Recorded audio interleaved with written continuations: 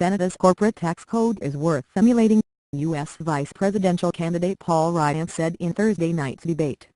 The Republican congressman gave Canada the kudos, his only passing mention of the country, while explaining why the U.S. needs tax reform.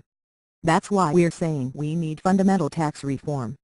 Where I come from, overseas, which is Lake Superior, the Canadians, they dropped their corporate tax rates to 15%, Mr. Ryan said.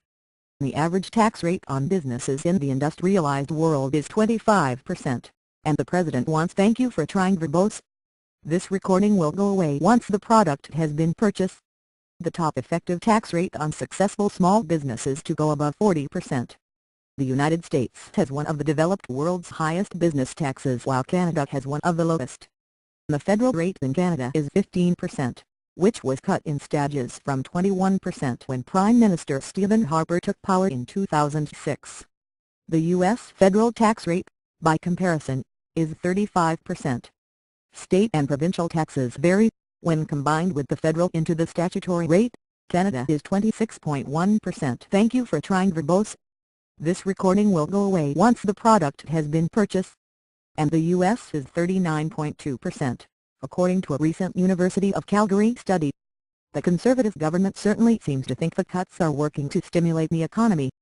Ottawa recently said its corporate tax revenue was up slightly from last year even with the rate cuts, reported the Globe's Bill Curry.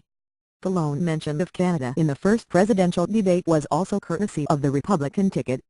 Mitt Romney, in speaking about the importance of strong energy policy to create jobs, said he would bring that pipeline in. Thank you for trying verbose. This recording will go away once the product has been purchased. From Canada.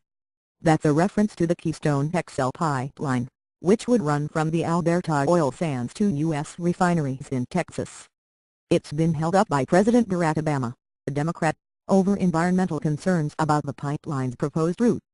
Mr. Ryan's use of geography, however, was more questionable. He described Canada as being overseas because he comes from Wisconsin, across Lake Superior from northern Ontario. It's hard not to think of the last Republican vice presidential candidate, Sarah Palin, and her infamous comments about Alaska and Russia.